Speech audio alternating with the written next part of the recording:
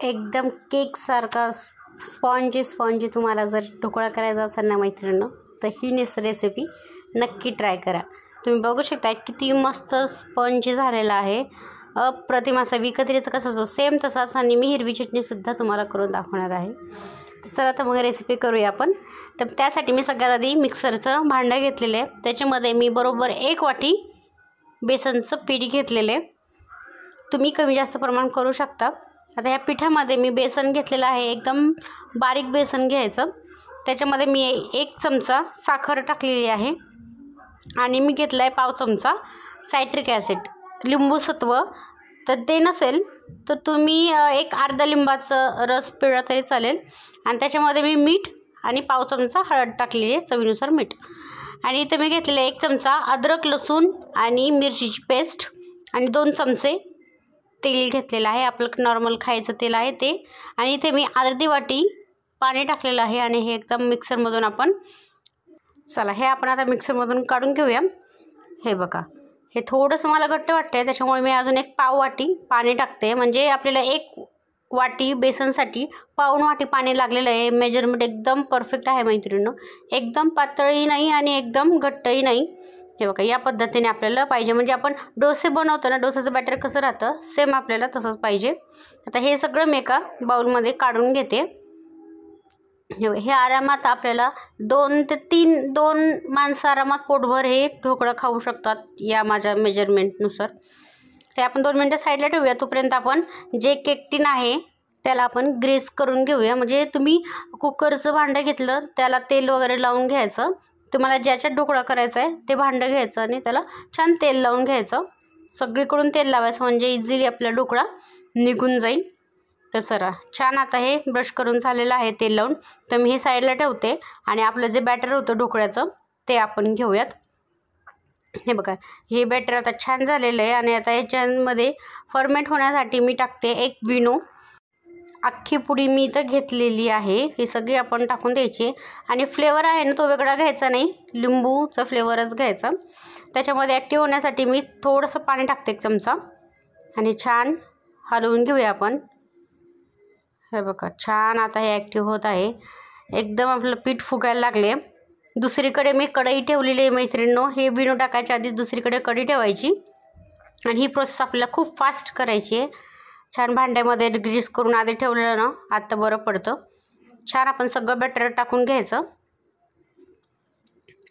तर बघा, छान आता हे आपण कढईमध्ये बघू शकता तुम्ही पाणी टाकून पाण्याला उकळी आली आहे।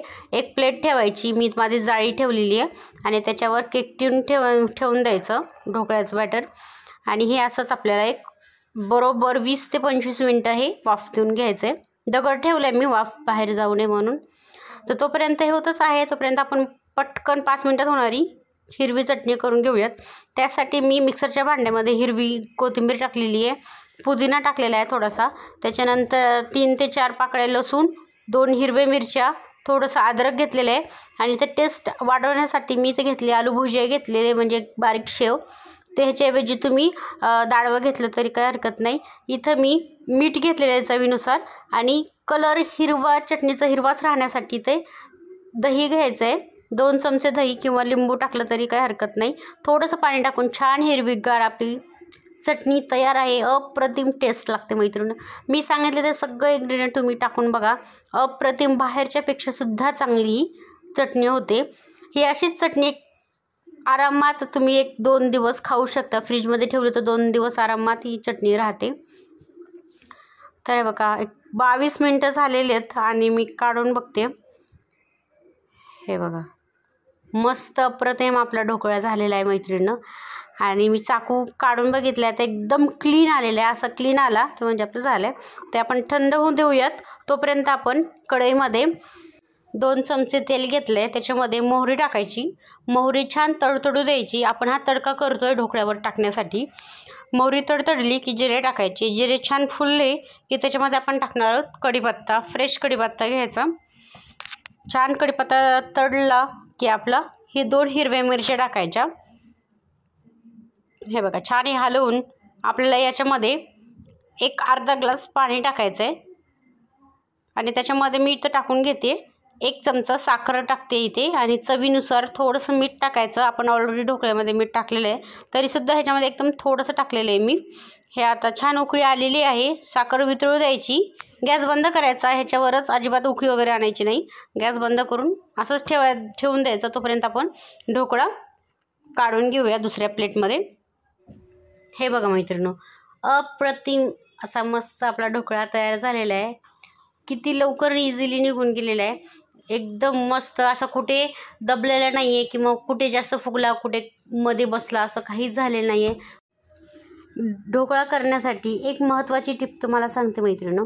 आपण जेव्हा विनो टाकून पटकन बॅटर आपण ज्या भांड्यात करायचं त्या भांड्यात टाकतो ना, तर त्या भांड्यामध्ये विनो टाकायच्या आधी आपण कढईमध्ये पाणी उकळतं ठेवायचं. जेव्हा आपण केक टीन जेव्हा कढईमध्ये ठेवतो ना, तेव्हा पाणी उकळतं राहिलं पाहिजे, तरच आपला ढोकळा पटकन म्हणजे फुगून येतो. नाही तर काय होतं, ढोकळा आपण ठेवतो आणि ते फर्मेंट झालेलं असतं विनो, आणि पाणी जेव्हा उकळतं नसतं ना, तर त्या वाफेमध्येच थोड्या वाफेमध्येच ना ढोकळा आपला असं बसून जातो. अजिबात फुलत वगैरे नाही. तुम्ही बघू शकतात मस्त प्रतिम असा आपला केक झालेला आहे. कट करून घेतला आहे. त्याच्यामध्ये मी जी फोडणी केली होती ना, तीसुद्धा मी आता टाकून देते. मस्त असं एकदम पाणी टाकायचं. कोणी कोणी काय करतं, पाणी टाकत नाही, तर पाणी टाकल्यामुळे प्रतिम असा स्पंज होतो. असा ढोकळा खाताना घशामध्ये अडकतो बघा. तर ही फोडणी तुम्ही जर अशी टाकली ना, तर अजिबात घशामध्ये अडकत वगैरे नाही. एकदम छान असा आपला ढोकळा तयार होतो. तर बघा मस्त असा अप्रतिम भन्नाट आपला ढोकळा तयार झालेला आहे. मी तुम्हाला परत जवळून दाखवते. हां बघा किती मी दाबते, पण परत त्याच साईजला आपला ढोकळा येत आहे. हे बघा सगळ्या बाजूने एकसारखा स्पंज आलेला आहे. मस्त. चला आता आपण सर्व करायला घेऊया. हिरवी चटणी आणि ढोकळा खायला घेऊयात आपण. शुभ्राला तर खूप ढोकळा आवडतो, स्पेशल तिच्यासाठीच बनवलेला आहे मी. हे बघा अप्रतिम असं वेट होत नाही आहे. शुभ्रा खायचं म्हणते, त्याच्यामुळे मी छान आता चटणीत बुडवून तिला एक घास खायला देते, तेव्हाच ती शांत बसेल. तुम्ही नक्की ट्राय करा मैत्रिणींनो. माझ्या रेसिपी जर आवडत असतील तर लाईक, शेअर आणि सबस्क्राईब करायला अजिबात विसरू नका. आणि तुम्हीसुद्धा ढोकळा ट्राय करा आणि मला नक्की कमेंट करून सांगा की कसा झाला आहे ते. तुम्ही विनोऐवजी सोडा घेतला तरी चालेल. आपला खायचा गोडा सोडा असतो ना, तो घेतला तरी काहीच हरकत नाही. नमस्कार मैत्रिणींनो. चला तर मग नेक्स्ट रेसिपीत भेटूया.